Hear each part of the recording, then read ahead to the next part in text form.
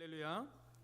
하나님과 함께함을 통해 하나님의 은혜를 차고 넘치는 이 자리에 모인 우리 영진의 모든 성도님들이 되길 예수님의 이름으로 축복합니다. 우리가 성경에 기록되어 있는 많은 사건들을 기억하실 텐데요.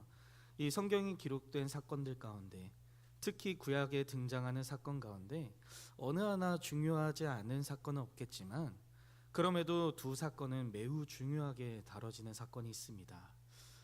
바로 하나는 하나님께서 온 우주 만물을 말씀으로 창조하신 창세기 1장에 등장하는 천지창조이고, 또 하나는 애굽에서 종되었던 이스라엘을 하나님께서 모세를 통하여 구원하신 출애굽 사건입니다. 이 두 사건은 마치 수레나 마차의 양 바퀴가 되어서 구약의 역사를 굴러가게 한다라고 할 수 있을 정도로 매우 중요한 사건입니다. 신명기를 보시면 유독 기억하라 라고 하는 말씀이 자주 언급되고 있는 것을 볼 수가 있습니다. 무엇을 기억해야 하냐면 바로 창조와 출애굽, 이 두 사건을 기억하라 라는 것입니다. 그래서 이스라엘 백성들의 신앙은 곧 기억하는 신앙이었습니다. 이 기억하라 라는 이 말은 시편에서도 등장하는데, 시편에 나오는 찬양시들을 보면 그 시의 저자들은 늘 이 두 사건을 기억하고 시를 지어 노래하고 있는 것을 볼 수가 있습니다. 여기서 기억한다 라는 말의 의미는 단순히 회상하는 것, 당시에 이런 일들이 있었지 하고 떠올리는 것 정도가 아니라 창조와 출애굽 사건에 역사하셨던 그 하나님의 은혜와 하나님의 능력과 기적이 동일하게 같은 능력으로 오늘 나에게 임할 것을 믿는다라는 것입니다. 그것이 바로 기억한다라는 것의 의미인 것이에요. 사랑하는 우리 영지 성도 여러분, 우리가 잘 알고 반드시 기억해야 할 것은 하나님께서는 은혜와 능력과 기적을 베푸시는 방법은 그저 그냥 주세요 주세요 한다고 해서 주시는 것이 아니라는 것입니다. 물론 우리가 아주 간절하게 주시옵소서 한다고 한다면 물론 하나님께서는 그렇게 베푸실 때도 있으시겠지만, 성경을 읽어보면 기억하는 방식으로 은혜와 능력과 기적을 받아 누리는 것임을 알 수가 있습니다. 이스라엘 백성들이 그랬던 것처럼 그 당시에 일어났던 하나님의 역사가 동일한 능력으로 오늘 나에게 임할 것을 믿음으로 그렇게 기억하는 신앙을 우리도 가지고 있어야 하는 것이죠. 그래서 오늘날 우리의 믿음도 구약과 마찬가지로 기억하는 것이 되어야 합니다. 우리에게 있어서 기억해야 할 출애굽 사건은 무엇입니까? 바로 갈보리 십자가 사건입니다. 이스라엘 백성들이 예배 때마다 찬양시를 가지고 출애굽을 기억했다면 우리는 예배 때마다 모여서 열렬하게 주님의 죽으심과 부활하신 그 사건을 기억해야 하는 것입니다. 그 기억을 돕는 것이 바로 설교이고 그 기억을 돕는 것이 바로 성찬입니다. 그래서 이 설교와 성찬의 자리에 그리스도인은 또 그리스도가 빠져서는 결코 안 되는 것이죠. 오늘 함께 보신 이 말씀도 이러한 기억하는 믿음에 대해서 생각해 보게 하는 말씀입니다. 우리가 잘 아는 바와 같이 출애굽 사건은 굉장히 험난한 과정이 있었습니다. 그러나 그 사건은 하나님의 주권과 능력으로 이루어진 사건이었죠. 이것을 잘 보여주는 구절이 바로 오늘의 본문의 이전 장인 14장 13절과 14절에 잘 기록되어 있습니다. 출애굽기 14장 13, 14절을 보면 모세가 백성에게 이르되 너희는 두려워하지 말고 가만히 서서 여호와께서 오늘 너희를 위하여 행하시는 구원을 보라. 너희가 오늘 본 애굽 사람을 영원히 다시 보지 아니하리라. 여호와께서 너희를 위하여 싸우시리니 너희는 가만히 있을지니라 라고 이야기합니다. 그리고 모세가 이 말을 한 뒤에 무슨 일이 일어났을까요? 이 말을 한 뒤에 이스라엘 백성들이 체험한 기적은 홍해가 갈라지는 것이었습니다. 하나님께서 큰 동풍을 불어 홍해를 가르셨고 그 사이를 또 완전히 마른 땅으로 만들어 버리십니다. 이스라엘 백성들은 그 마른 땅을 건너므로 홍해를 건넜으나 뒤따라오던 애굽 군사들은 그 마른 땅이었던 길을 건너려 하다 하나님께서 그 물을 다시 덮어서 하나도 남기지 않고 다 진멸해 버리셨습니다. 그래서 14장 31절에 이스라엘이 여호와께서 애굽 사람들에게 행하신 그 큰 능력을 보았으므로 백성이 여호와를 경외하며 여호와와 그의 종 모세를 믿었더라라고 기록되어 있습니다. 이 사건이 일어난 후에 이제 15장에 들어오면서 모세와 미리암은 이스라엘을 구원하신 하나님을 높이 찬송합니다. 그리고 그 찬송했던 일 이어서 나오는 것이 바로 오늘 우리가 함께 읽은 오늘 본문의 말씀입니다. 하나님께서 이스라엘 백성들을 애굽에서부터 완전히 구원하시고 또 이제 약속의 땅 가나안으로 가는 길에 마주하는 첫 번째 사건이 바로 마라의 쓴물 사건인 것이지요. 이 사건은 결코 우연이 아닙니다. 하나님께서 의도적으로 세팅해 놓으신 사건인데요. 그것을 어떻게 알 수 있는가 하면 이 사건 뒤에 하나님의 교훈과 가르침이 주어진다라는 것을 통해 알 수가 있습니다. 사실 이스라엘 백성들의 여정은, 이 출애굽의 여정은 하나님이 누구인가라는 것을 알아가는 과정이었습니다. 이스라엘 백성들은 하나님께서 어떠한 분이신지 직접 체험하고 경험해 가면서 그분에 대해 알아가고 있는 여정이 바로 출애굽 여정입니다. 그래서 모든 출애굽의 여정은 결코 우연이 아니라 하나님께서 의도적으로 이끌어 가시는 여정이자 사건이었습니다.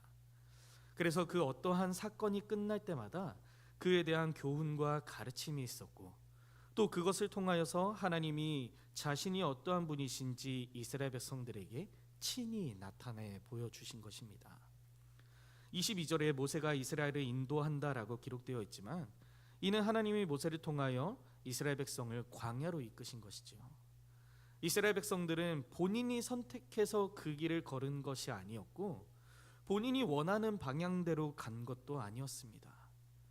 그저 모세의 인도를 믿고 그 길을 따라간 것이었어요. 그런데 홍해로부터 하루 이틀 사흘이 지나도록 계속해서 길을 걸었으나 이스라엘 백성들은 마실 물을 얻지 못하고 있었습니다. 사흘 동안이나 마시지 못하다가 이제 드디어 물을 발견하게 되었습니다. 그들은 기대에 차서 달려갔지만 알고 보니 그 물은 마실 수 없는 쓴물이었어요. 사흘 동안 계속해서 갈증에 시달리다가 겨우 물을 발견해서 마시려 했는데 그 물이 쓴물이었던 것입니다. 여기서 쓴물이라는 말은 단순히 그 맛이 좀 쓰다라는 의미가 아닙니다. 완전히 마시지 못하는 상태, 마시면 죽을 수도 있는 그런 물을 의미하는 것입니다. 이스라엘 백성들은 이러한 상황이 닥치자마자 모세를 원망하기 시작합니다. 그리고 그들의 원망은 모세를 넘어 하나님에 대한 원망으로 이어지는 것입니다. 이 상황을 보고 모세는 이제 하나님께 부르짖습니다. 그리고 이에 하나님은 응답으로 한 나무를 가리키셨고 그것을 물에 던지자 그 물은 단물이 되었던 것입니다. 그냥 먹었으면 몰랐을 수도 있겠으나 이스라엘 백성들은 방금 전 쓴물을 맛보았던 자들입니다. 쓴물을 먹은 뒤에 그 이어서 바로 단물을 먹으니 그 맛이 얼마나 달았을까요? 그렇다면 하나님께서는 이 사건을 통해 무엇을 의도하셨을까요? 무엇을 의도하셨기에 그들을 광야로 이르시고 또 마라에서 쓴물을 보게 하셨을까요? 25절의 말씀을 보면 백성들이 단물을 마신 뒤 성경은 하나님께서 법도와 율례를 정하시고 그들을 시험하신 것이라는 사실을 밝혀줍니다. 여기서 법도와 율례가 무엇을 말하는 것인지 구체적으로는 알기 어려우나 분명 하나님은 그들을 시험하셨다라는 것을 알 수가 있습니다. 하나님께서 이스라엘 백성들을 시험하신다라는 말씀은 이스라엘 백성들이 어떤 부류인지 하나님께서 모르셔서 한번 알아보시기 위해 그들을 시험하셨다라는 것이 아니지요. 하나님은 애초부터 이스라엘 백성들이 어떠한 존재인지 아셨습니다. 성경은 이를 가리켜 하나님이 그들의 체질을 아신다라고 표현합니다. 하나님께서 시험하신다라는 것은 늘 항상 그 시험하는 사건에 하나님의 교훈과 가르침이 내포되어 있죠. 하나님이 모르셔서가 아니라 우리 자신이 우리 스스로의 체질을 몰라서 스스로 하여금 내가 어떤 존재인지 알게 하시고 단련시키시고 거기에 하나님이 어떠한 분이신지를 알게 하셔서 그분만을 의지하게 하시려는 의도가 담긴 시험인 것입니다. 그런 의미에서 하나님의 시험은 모두 영적인 훈련입니다. 사랑하는 우리 영지 성도 여러분, 어떠한 시험이 우리에게 주어졌을 때 그것에 대해서 불평함으로 끝나는 것이 아니라 나의 연약함을 깨닫고 그것을 통하여서 하나님의 높으심을 인정하며 하나님을 의지하며 나아가는 우리 영진교회가 되었으면 좋겠습니다. 그리하여서 우리의 모든 삶이 하나님을 찬양하고 하나님을 높이고 모든 영광 하나님께 올려드리는 그러한 성숙한 삶이 우리의 삶이 되길 예수님의 이름으로 축복합니다. 이 마라의 쓴물 사건을 통하여서 알 수 있는 이스라엘 백성들은 앞서 말씀드렸듯이 이때의 이스라엘 백성들은 불과 3일 전에 홍해를 건넜던 자들이었습니다. 3주가 지난 것도 석 달이 지난 것도 아닌 3일이 지났습니다. 홍해를 건너는 사건이 있은 3일 만에 그들은 하나님께서 애굽에게 행하신 큰 능력을 찬양하지만 이들은 단지 3일 만에 그 사건을 망각하고 그 하나님의 크신 능력을 잊어버리고 도리어 하나님을 향하여 원망하고 있는 것이 바로 이스라엘 모습의 현실입니다. 그들의 불신앙이 이 사건으로 인하여서 드러나게 되었던 것이죠. 그러나 생각해보면 그들의 원망은 나름대로 이유가 있습니다. 3일 동안 물을 마시지 못하고 계속해서 길을 걸어야 한다면 정말 말 그대로 죽을 맛일 것입니다. 제 개인적인 생각이지만 우리가 매일 걸어가야 한다면 3일 밥을 굶은 것보다 3일 물을 마시지 못한 것이 더 어려운 일이 아닐까 생각합니다.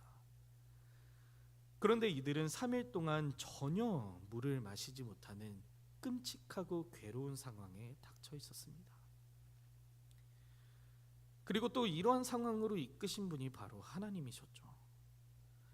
하나님은 그들에게 원망을 듣고 싶으셔서 이러한 열악한 조건으로 내모신 것이 아니었습니다. 도리어 그들의 믿음 있는 모습을 원하시고 바라셨을 것입니다.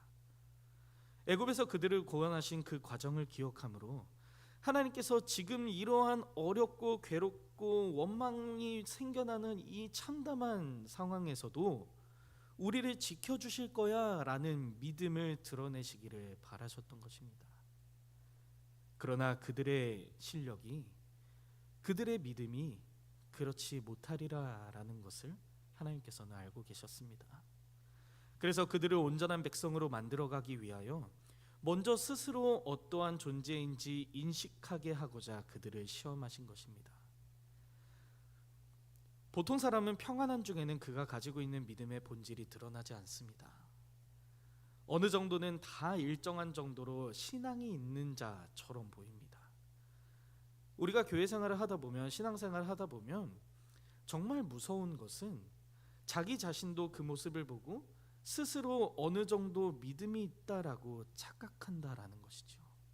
나는 신앙생활 잘하고 있어. 나는 정말 믿음이 있어. 나는 그리스도인이야. 그러나 진짜 우리의 믿음은 언제 드러나게 됩니까? 언제 들통이 나게 됩니까? 우리는 위기의 순간에, 열악한 순간에, 궁지에 몰린 그 순간에 내가 가지고 있는 믿음의 실상이 드러나게 됩니다. 이스라엘 백성들의 모습을 보면 그들은 아직 가나안 땅에 정착하지 못하고 낯선 광야의 길을 걸어야만 했습니다. 언제 어디서 어느 대적과 맞닥뜨릴지 모르는 어려운 상황 속에 놓여져 있는 것이죠. 그리고 그러한 상황에 더하여서 그들은 사흘 동안이나 물을 마시지 못했습니다. 아까도 말씀드렸지만 그들이 스스로 선택해서 그 길을 걸어갔던 것도 아니었어요.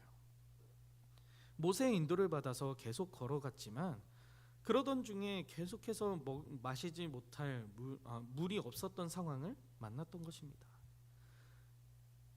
그러던 중에 물을 발견했고 반가운 마음에 마시려 했으나 그 물이 쓴물이었다라는 것을 보면 어쩌면 이스라엘 백성들의 불평이 전혀 납득이 되지 않는 것은 아닙니다.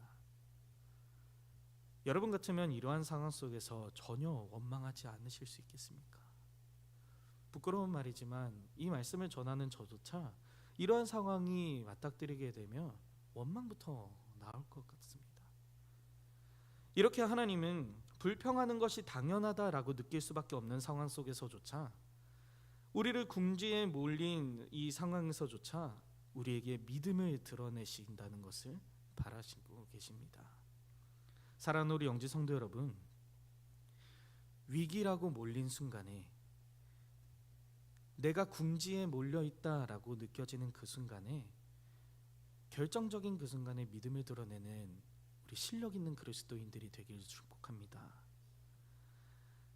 아주 인간적인 방법을 동원해서 내가 이것을 선택하여서 내 스스로 해결할 수 있다라고 하는 그러한 교만을 내어버리고, 정말로 하나님 앞에 온전히 서서 하나님을 의지하여 겸손히 나아가는 우리 영진교회가 되었으면 좋겠습니다. 이스라엘 백성들은 지금 광야에서 아무것도 할 수 없었기 때문에 모세를 향하여 원망을 한 것이지, 만약 다른 인간적인 다른 선택 방법이 있었다라고 한다면 아마 그 방법을 취했을 것입니다. 구약에 나타나는 이스라엘 백성들의 모습이 한결같이 그러했기 때문입니다.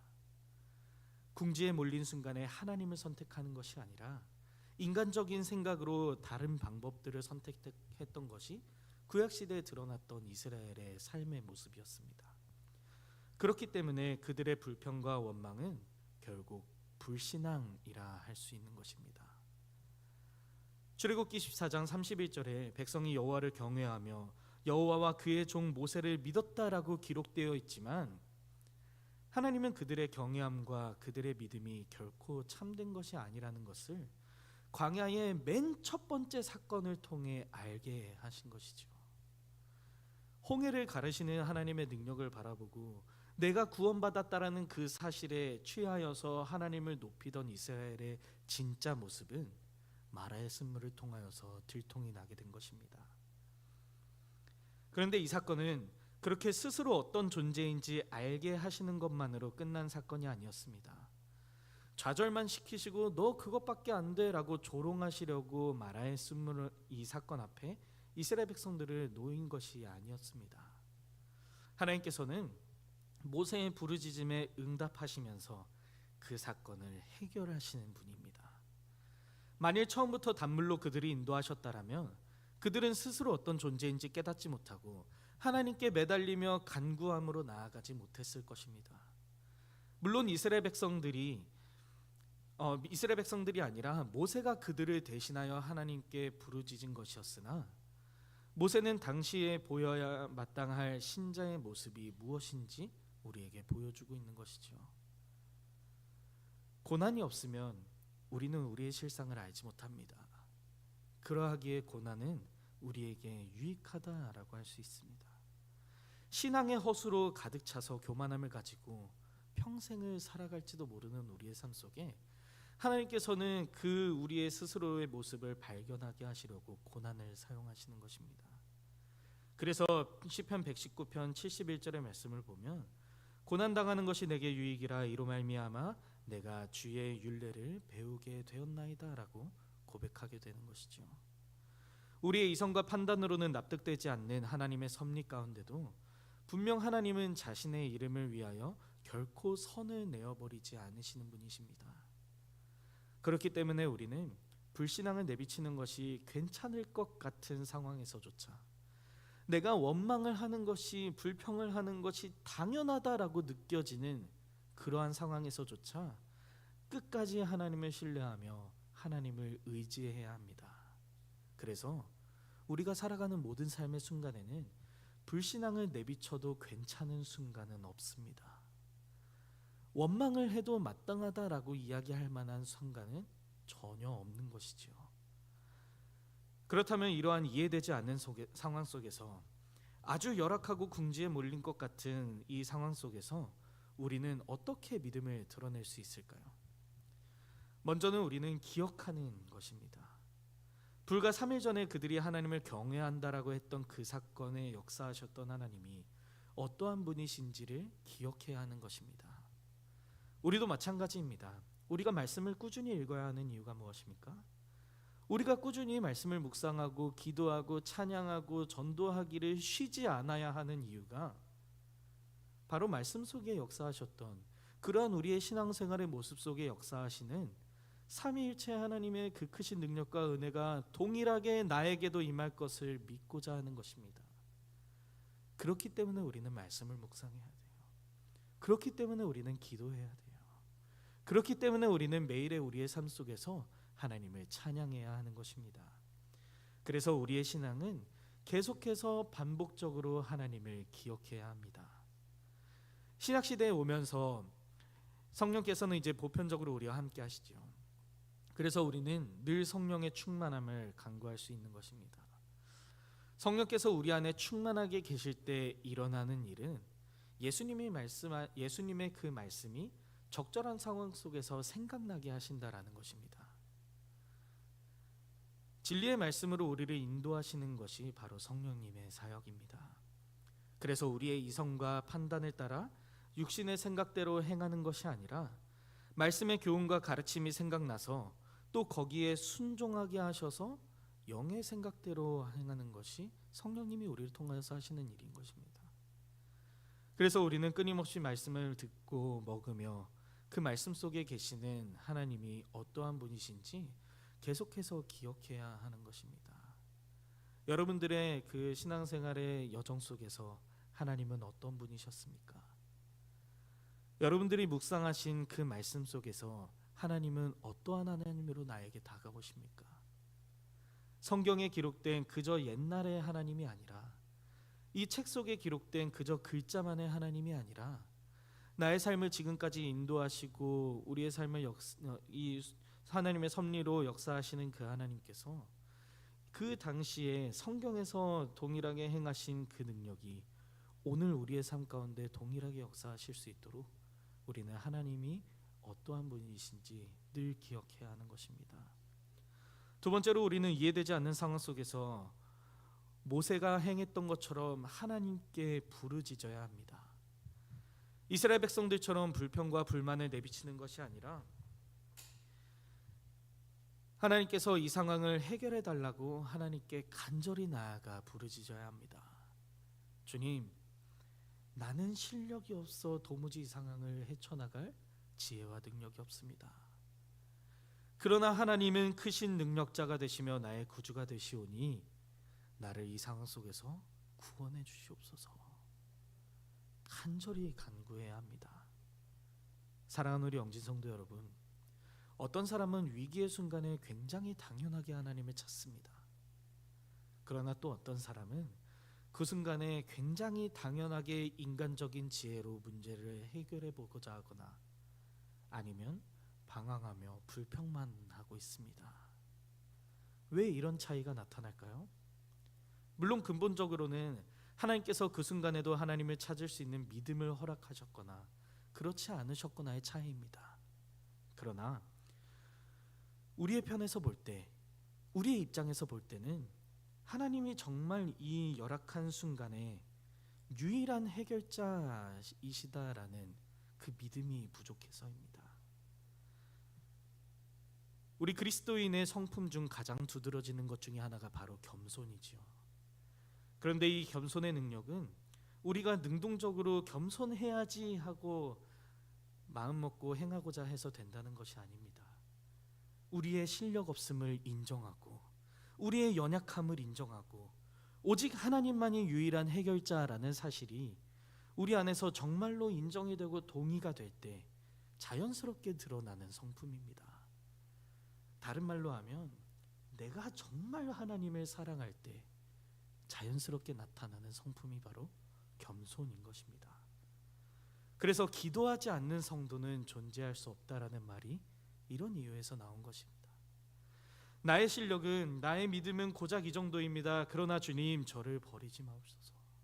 저를 회복시켜 주시고 저를 고쳐 주시고 하나님의 능력으로 나를 덮어 주시옵소서라고 간구하는 것이 정말 참된 신자의 겸손이라는 것입니다. 하나님을 부르짖는 자에게 반드시 응답하십니다. 그리고 하나님의 교훈과 가르침으로 우리를 인도하여 주실 것입니다.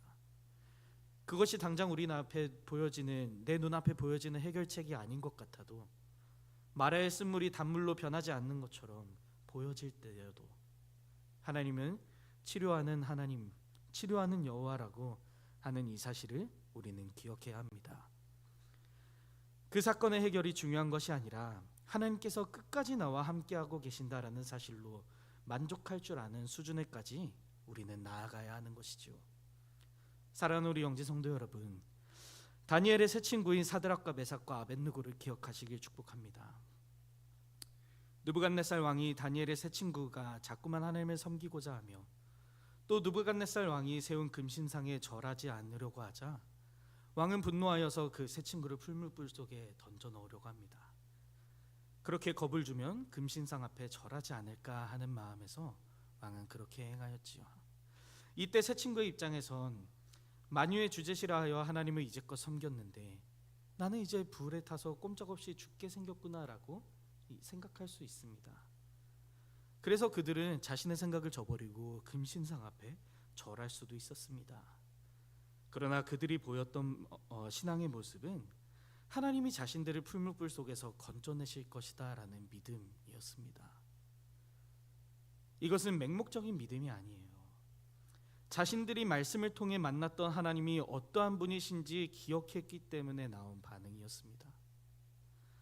그리고 그들은 여기서 한 걸음 더 나아갑니다. 하나님께서 우리를 당장 풀무불 속에서 건져내 주시지 아니하실지라도, 그렇게 하지 아니하실지라도 우리는 끝까지 하나님을 섬기겠다라고 고백하는 것입니다. 사랑하는 우리 영지 성도 여러분, 그리스도인이 갖는 소망은 위대한 것입니다. 참된 믿음을 소유하지 못했다면 감히 흉내조차 내기 어려운 것이 바로 우리가 가지고 있는 소망이지요. 말씀을 통해 만나게 되는 하나님이 어떠한 분이신지 우리가 기억할 때, 그리고 그 기억한 하나님이 우리의 삶을 책임지시고 이끌어 가시는 분임을 인정함으로 겸손히 하나님 앞에 부르짖을 때 우리는 이러한 소망을 품을 수 있습니다. 신실하셔서 약속하신 바를 끝까지 이루시는 하나님을 우리는 믿음으로 나아가야 합니다. 그래서 출애굽의 여정을 통해 가장 첫 번째로 알게 하신 하나님의 모습 가운데 이스라엘 백성들이 나아갔던 것입니다. 이러한 하나님 우리도 만나야 합니다. 우리의 삶 속에서 하나님을 경험하며 하나님이 어떠한 분이신지 알아가는 우리 모두가 되길 예수님의 이름으로 축복합니다. 이제 말씀을 마치고자 합니다. 사랑하는 여러분, 오늘 본문의 마지막 절인 20절의 말씀을 보면 이제 이스라엘 백성들은 엘림이라는 곳에 이릅니다. 거기에는 물샘 열들과 종려나무 70그루가 있다라고 성경은 기록되어 있죠. 이제 쓴물이 단물로 변하는 것을 넘어서 물샘이 차고 넘치는 곳으로 하나님은 그들을 인도하셨습니다. 본래 하나님은 우리를 그런 복된 곳으로 인도하시는 분이십니다. 다만 그 가운데 우리를 단련시키시고 훈련시키시며 그리스도의 장성한 분량에 이르기까지 하나님의 사람으로 만들어가는 것입니다. 물샘이 12이 있다라는 것은 이스라엘의 12지파를 모두 배려하셨다라는 것을 의미하며, 또 종려나무가 70그루가 있었다라는 것은 출애굽기 1장 5절을 통해 야곱의 허리에서 나온 자 70명을 의미한다는 것을 알 수가 있습니다. 이렇게 물샘과 종려나무를 만나게 된 건 역시 하나님의 섭리라는 것이지요. 이처럼 하나님은 자신의 백성을 섬세하고 세심하게 배려하시는 분입니다. 우리에게 결국은 가장 좋은 것으로 채워주시는 분이 바로 우리 하나님입니다. 이것은 오늘을 살아가는 우리들에게도 마찬가지입니다. 지금 당장은 힘들어도, 먹고 사는 문제가 아주 시급해도, 내 앞에 닥친 문제가 너무 크고 내가 어려움을 겪고 있는 상황이라 할지라도 우리는 하나님을 의지해야 합니다. 하나님은 분명 우리에게 가장 좋은 것으로 채워주시기 때문이지요. 우리가 하나님의 어떠하심을 기억해야 하는 것처럼 하나님께서는 나를 먼저 기억하시는 분입니다. 수많은 사람 가운데서도 콕 집어서 나를 기억하시고 나를 사랑하시는 분입니다. 또 나를 위하여 그리스도의 십자가 사건을 행하게 하셨습니다. 우리는 이 사실을 기억했으면 좋겠습니다. 그리고 우리가 이처럼 하나님이 누구신지를 기억하며 한 걸음 한 걸음 나아가다 보면 엘림은 그들의 최종 목적지가 아니었던 것처럼, 여전히 그들이 가나안 땅으로 가야 했던 것처럼 우리의 당장에 내 눈앞에 있는 문제가 해결되었다라고 끝나는 것이 아니라 주어진 문제를 해결해 주는 것만이 최종 목표가 아니라 우리가 누릴 참된 하나님의 선물인 또 최종적인 위로와 안식인 하나님의 나라를 바라보아야 합니다. 우리가 이 땅에서 고통을 겪을 때 우리를 도와주시는 하나님의 은혜를 체험하고 또 그렇게 체험한 하나님을 기억하여서 겸손히 하나님을 부르짖으며 나아가 결국은 우리를 가장 평안과 참된 안식으로 이끄신 하나님의 나라로 우리를 초대하시는 그 여정에 우리는 순종함으로 나아가는 우리 영진교회가 되었으면 좋겠습니다. 그리스도인은 이러한 소망 속에 살아가는 자입니다. 이 소망이 그리스도를 기억하게 하고 또 말씀으로 우리를 인도하셔서 우리 자신의 연약함을 깨닫게 하십니다. 그리고 하나님을 향한 믿음을 확고하게 하셔서 하나님께서 우리의 삶을 인도하심을 믿으며 오늘도 내일도 주님 다시 오실 날까지 믿음으로 분투하여서 승리함으로 나아가는 우리 모두가 되길 예수님의 이름으로 축복합니다. 우리 함께 찬양하며 또 기도하겠습니다. 우리가 더욱 주의 말씀을 기억하면서 하나님 앞에 선 나의 모습은 어떠한지 또 하나님은 어떤 분이신지 깨닫고 하나님만 붙잡으며 주님께만 의지함으로 부르짖는 우리가 되길 소망하는 마음으로 이 시간 잠시 함께 찬양하도록 하겠습니다.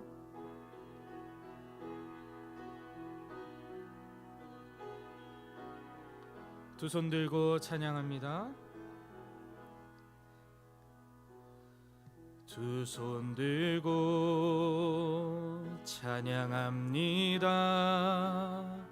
다시 오실 왕 여호와께 오직 주만이 나를 다스리네. 두 손 들고 찬양합니다. 두 손 들고 찬양합니다. 다시 오실 왕 여호와께 오직 주만이 나를 다스리네.